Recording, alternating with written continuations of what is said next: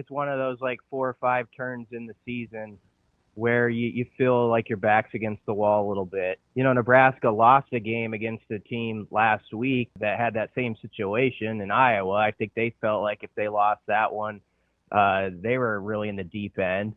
And so it's really just about you feel that constant pressure, I think, in conference play, which is a good pressure maybe, and Nebraska has thrived on it, to just hold serve when you're at home. Obviously, we know the success NU has in PBA. They're going for the record of 21 straight wins.